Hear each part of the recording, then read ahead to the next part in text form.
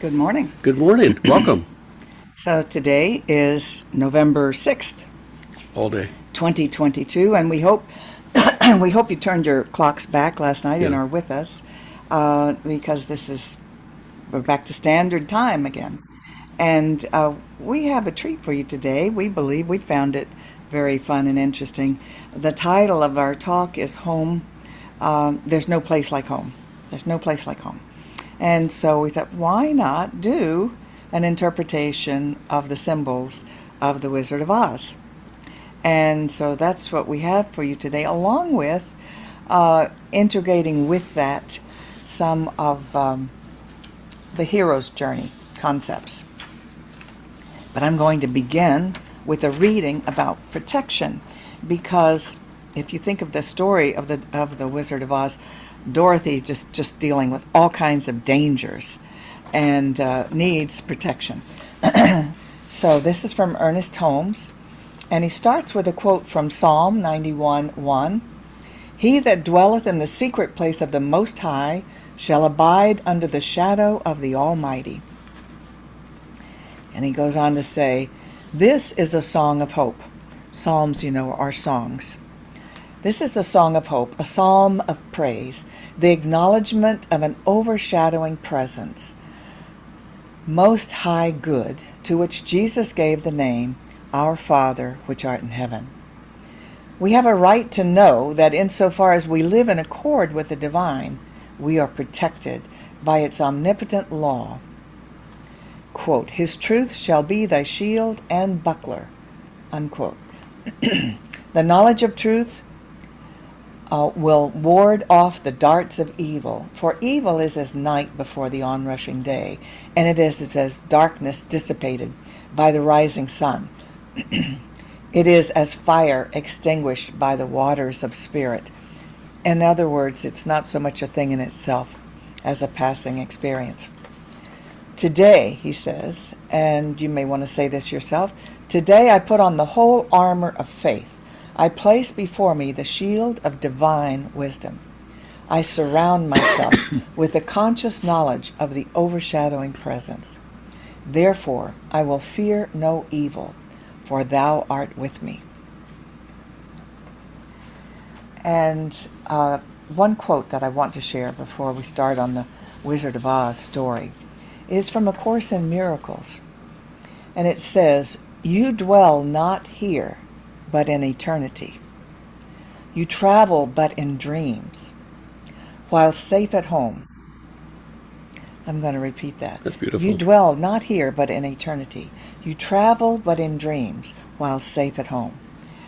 And how I interpret that is simply that we think that this is reality, and when we dream, that's a dream.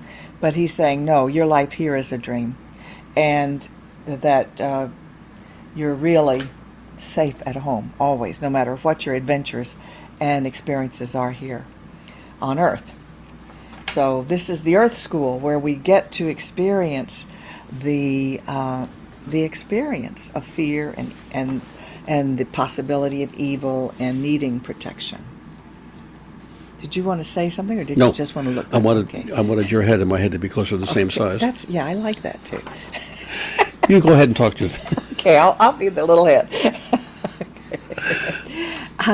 So when we decided to do the Wizard of Oz, we got some information about the author that I did not know before. Amazing.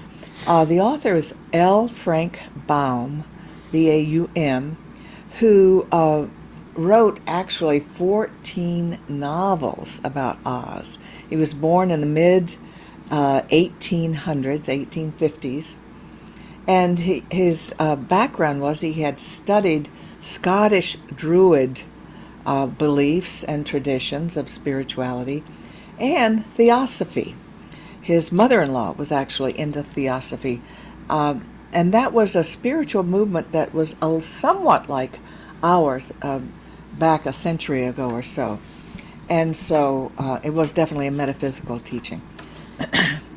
So this interpretation is coming from a yoga master teacher that we found on YouTube, and so that means you could find it too. It's worth listening to. His name is A Shunyamurti, or Murti, M-U-R-T-I. And we've taken this from some of what he said. It's an hour-long video. The film was made in 1939, and the film brought the song Somewhere Over the Rainbow. So Baum did not write that. I don't know who the writers. It was the one song that they were actually going to leave out. They didn't think it fit. They thought it would bring it down too much, the movie down too much, so they wanted it to be more up. Or up too much. So up to no, it was going to be. They thought it would be just didn't have that too energy. Slow. It was too slow. Right. And so they decided at the last minute they put it back in, which of course actually became the song that was tied to that movie more than any other song. Right. So. So in the interpretation, you need to know that all the characters of the story represent aspects of the self. Well, before that, let's imagine that the entire story is a dream, and it's Dorothy's dream. Right. And so Dorothy's dream, what's important to know about Dorothy's dream is that every character in the dream is a representation of an aspect of herself. True. And here, when we're talking about home, we're talking about home in God. Much like the Course in Miracles quote. The home is all that is, that place of eternity, where we go after we die, and where we come and go from. But it's always home. I believe we come and go there in reincarnation.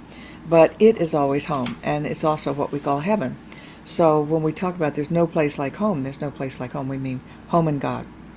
That's interesting. So the word Dorothy comes from two words, Doron and Theos, and that means gift of God. So even the names here are significant. That's really interesting, thinking of Dorothy as the gift of God. Yeah, it is. And she wasn't that tall. No, but her character represents the consciousness of fear in the physical realm. And in this case, the movie starts out with, or the story starts out with her being on the run. Running from the judgment of this woman who looks like the witch to come, Wicked Witch of the West, who is on a bicycle and claiming that Toto bit her. And so she wants to come and take him away, probably to be put down or something. And Dorothy is just horrified by that. But she is plagued by a self-judgment that's disturbing her peace. In other words, why am I not good enough to have this not happen to me? Now, Toto, the little dog, represents the totality of the absolute. Which I think is the most fascinating character. Yeah. We think that who would have thought that the story is really Toto's story?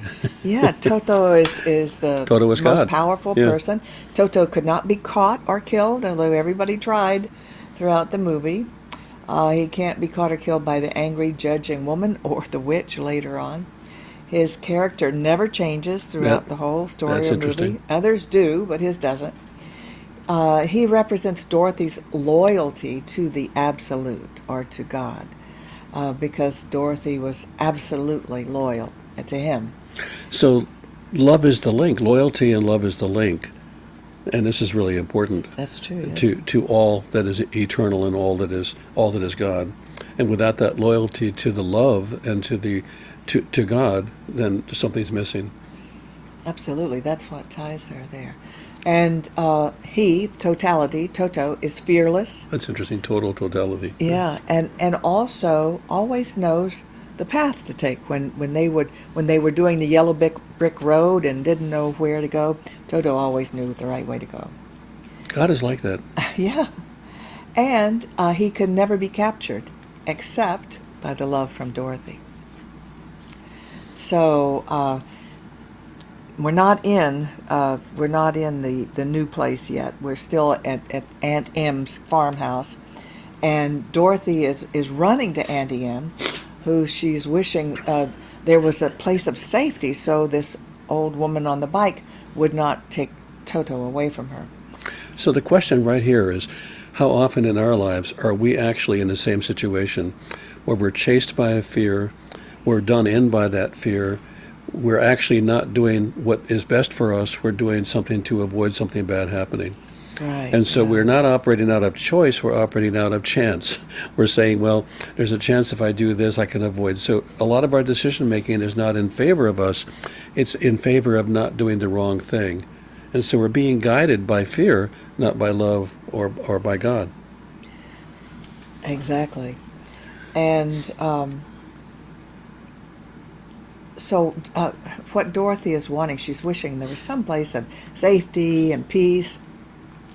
And that's where the song came in of Somewhere Over the Rainbow. And the message of the song is dare to dream the highest possible dream for you, because it will become your reality. So it's a little bit of foretelling. So she's looking for a place that's somewhere, but that she could find, but is unable to leave her family.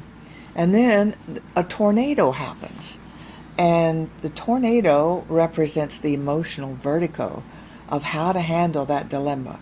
This represents the transcendence of the ego with its fear and helplessness. So she's disoriented. She doesn't know where to go. So the tornado is just takes her away. And how many of us are held in bondage by the things around us that we can't integrate from, we can't separate from, we can't individuate from? I know people that can't individuate from their cars or their status and their positions or the neighborhood they live in or the family that they've been raised by. And so they're stuck in that and they don't necessarily know it because it doesn't hurt all the time. Exactly. So this would seem to be her worst fear, had the whole house and everything picked up by a tornado. How much danger can you stand, But she's knocked out anyway by a window, so she's not even aware of it. Interesting, the window lets light in where you can see differently. It's interesting. And this is where she begins her heroine journey, her hero's journey. The hero is always a reluctant hero, doesn't want to do this thing, but he's got to go help some people, he or she. We'll just call it heroes because we're doing that, but we mean he or she. And so here she is off on a journey that she didn't necessarily want to do, but she's got some helping of herself and others to do here. And when the house sets down, through the window she sees this world There's a of door. She opens the door. brilliant color. Mm-hmm. And, the whole scene before that in the movie was all in sepia, which is a brownish, dull, like Kansas in the dirt storm, and then, but now that she's landed, she's sees in beautiful bright colors. Everything is so colorful. And all the munchkins are so happy because her house has landed on the Wicked Witch of the East. And they're all dancing around, being so happy because she has killed the Wicked Witch of the East. And the Munchkins. the Munchkins are all childlike little adults, and they represent they represent the end of evil. So here she is in a land where there is no evil, with the Wicked Witch of the West killed. And Glinda shows up. Glinda is the Good Witch of the North, and Glinda actually means pure good. Pure good. I think that's in Gaelic or one of those languages, but he chose these names very carefully. You get a lot of respect for him when you see how carefully he's chosen everything. And Dorothy then is... Returns. Okay. Dorothy returns to herself before self-judgments, what, being in the land? Mm-hmm. I don't even know what I typed up here. But Glinda says she's sorry she's not strong enough to protect her from the Wicked Witch of the West. And Dorothy wants to get back home, and she tells her that she has to go to the Emerald City and see the Wizard of Oz to do that, but she's not strong enough to protect her from the Wicked Witch of the West. So she gives her the ruby red slippers and tells them they will guide her, and points her out to the yellow brick road, which is the yellow brick road is a golden road. It's the way to go. So she sets out there, but she immediately comes to a crossroad and doesn't know which way to go. Maybe not immediately, but she gets to a place where there's two ways to go and she doesn't know which way. Her mental powers are not strong enough yet. Her intuitive powers. So a scarecrow shows up, but he complains he doesn't have brains. He doesn't have enough brain to know which way to go either. And so a bunch of apple trees start throwing apples at them to hurt them, to harm them. And but what they didn't throw the apples back at the trees. A lot of good that would have done, anyway. But they used them for nourishment, and they went to sleep. Yeah, so when people throw things at us sometimes, it is not necessarily to hurt us. It could be to nourish us. When they throw truth at us, they throw reality at us in the way Or that even we don't want to barbs see. at Yeah. us if we Right, haven't and sometimes interpreted it's everything has a usefulness if we could see it as a good thing rather than as something to harm us. Also, I want to go back just a little bit with the straw man having no brain. And what that implies is that it isn't going to be brains that gets them through this. They're going to have to rely on something other than brains. And this is a very important piece because so often we try to solve our problems with brain power. We think and think and think and think, and we wear ourselves out thinking about it and pacing and all of that. We then give it up, go away, and the idea or the answer comes to us that we're looking for. And so this is a request at the author's level for us to consider not our brain, but our intuition. Our intuition, exactly. Our inner knowing. That's what this whole path thing is for, her to learn to receive and interpret her intuition, which means inner teacher, and not to depend on her intellect. As a matter of fact, the Wicked Witch of the West, who is the really bad one, the West metaphysically refers to the intellect. So this is really very, very complex metaphysically, and so after they eat the apples and fall asleep, they have passed the test of nonviolence. See, apples were thrown at them and they didn't throw them back or try to hurt the trees that were throwing them. So, and Glenda makes it snow on the field, the poppy field. we haven't gotten to the poppy field yet. This is just the apple trees. Damn. This is so exciting. I've got to watch the movie again. Anyway, so they make their way down the path. Yes, Yeah, just after you hear this, you're going to want to watch the movie again. Yeah. It's always fun anyway. But they wake up and find the Tin Man, who tells them that he longs for a heart. And really what he's longing for is empathy, the ability to understand the heart of others. So these are the things we must go out and find and learn for ourselves. We must learn about how to find our inner teacher. We must learn to have empathy. And the last one that they come upon is the lion, who is sadly lacking in courage. And he wants courage. This too we need on the spiritual path. You need intuition. You need an inner teacher to guide you. You need empathy for how others are feeling, and you need courage because there will be many slings and arrows along the path. That you have to learn to risk and trust in your safety and trust in powers greater than you to help you. So part of what she's doing now is that she is gathering the aspects of herself that she is going to invest in.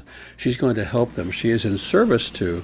And this hero's journey is interesting. It's not a hero's journey to save other people. It's a hero's journey inward to save herself. Yes. And yes. so I think we often don't realize that our hero's journey does not mean we have to go out and help someone else. It is waking up to your own inner aspects and healing those where they're, or finding or connecting to those, healing them when they're broken. Her heart's has been injured because she's in a struggle with her family and separation and individuation and how do I do this. So her heart has to be opened. Her intellect also has to be able to function, and she has to have the courage to do this individuation. Yeah, well said. And she is in service to these three too, also in the story, in the outer story, that I don't know how to get you brains or heart, but you're welcome to come along with me to the Wizard of Oz. Maybe he can give it to you, So she is trying to help them. Sure. as she's trying to help herself get back. So. Yeah, I had a client who told me, I can't feel, I don't know why I don't feel, I don't know why I can't open my heart. And we played a piece of music, and he started to cry, and I said, what was that? He said, oh my God, I didn't know I could feel. And so, and he had been shut down for a long time. So, but she's doing that too. She's trying to find her way to feel her way through this without us disrupting her ability to function. Right. So there are many aspects of Dorothy that she longs to embody. As the hero, she's saving these three and is really in service to them, as well as self-realization for herself. So what does self-realization mean? Self-realization means you realize that yourself is part of all that is. And yourself is part of God. And so you realize, I too am the divine. I too am one with all that is. Mm-hmm. I am one with the Creator. And that is self-realization. And most of us are so full of self-criticism, self-reproachment, a sense of inferiority, that idea is totally foreign. So, my gosh, we just looked at the clock. Oh, hurry. Oh, shucks. They arrive at the Emerald City. It's maybe a two-part series. Yeah, they arrive at the Emerald City, and the wizard tells them he can't do that. They have to go back and kill the Wicked Witch of the West first. And so that's killing the intellect's superiority. And so these scary flying monkeys pick them up, take them to the witch's castle. There's a big fight in which the witch tells Dorothy, surrender, Dorothy. And what is she going to surrender to? What is she supposed to surrender to? Well, exactly. She could either surrender to fear, which is what the witch wants her to do, then she loses, or if she surrenders to God, she wins. So what happens is the scarecrow catches on fire, and Dorothy grabs a bucket of water and throws it on him, melting the Wicked Witch of the West. So he's the one that wanted the brains. She represents intellect, and the scarecrow is saved, and she is melted. So they run back to Emerald City, and there the wizard really assists Dorothy by appearing not to be able to assist her. That's important. That's very important. You know, he said, I'm just a guy. I don't know how to do this. And she's furious about that. But basically she gets that no one is more powerful than she is. No one is better than she is. That if he can't do it, somewhere she got the nerve to just wish her way home and clicked her slippers 3 times, her heels, if you recall, and she is suddenly taken back home to Kansas. But by the way, the wizard says he's authorized by e pluribus unum, which means from many one. It means unity. Yeah, that's beautiful. He's authorized by e pluribus unum. And so in learning that no one is superior to her or inferior to her, we also must know we have no enemies. You cannot become self-realized if you think people out there are your enemy. We're all the same. How could there really be enemies? There are people who will play that out for you in a play, but it's not really the truth. The funniest thing and I had never paid attention to this, but he says that the balloon, the hot air balloon that the wizard takes off in, one side of the balloon says state fair, like the state is fair, and the second says Om Aha. Omaha, but Om Aha. It's just hilarious. I missed that somehow. I've got to watch that movie again. So this is the key part. Back home. Dorothy is now back home. We're doing good. And she says, if I ever go looking for my heart's desire again, I won't look further than my own backyard. Because if it isn't there, I never really lost it to begin with. That's really, really good. Yeah, that's really about, I have everything I need within me. If it isn't there, it's because it's in her, not her ego. Her real self. But her real self. and her self-realized self, Yeah. knowing that she's one with the infinite archive. So it's a story of one person's hero's journey to self-realization, and all of the struggles that go with that. And one of the things that I'm impressed with is that all along the journey she's growing and learning and providing service, while all along the journey it doesn't necessarily look to her like anything good is happening. Right. And I think that's really important on our journey. Yes. We often underestimate the value of the lessons that we're getting because they don't feel like lessons. They feel like setbacks or punishments or things we had, obstacles. And so if we saw all of this as heading us towards self-realization, we could say thank you instead of, oh my God, what's next? And we could say, oh my God, what's next? And it would be a different conversation. Exactly. So there's no place like home. There's no place like home. And that's what we do every time we meditate. You Yeah. go home. You go home to within. And that's where you'll find the peace. That's where you'll find the intuition. That's where you'll find the guidance. That's where you feel safe. Right. And that's what we all want. So we're going to shift gears here now, and we're going to go to another screen. Yes, we are. And let me see, share screen here. Screen. There we go. And here we go. Share. We invite you to take this time and support this ministry. We say that with your tithes and giving, you should give to a place that inspires you. So we hope we've inspired you. And if so, we invite you to share your good for your own circulation and good as well as ours. And our affirmation is, my investment today is made with the full realization that God is the source of my supply and returns it to me enriched and multiplied. And so it is. And so we're going to stop the recording. Stop sharing. Yep. See the red? Yep, got it. And we're going to stop recording. Square box. Yeah,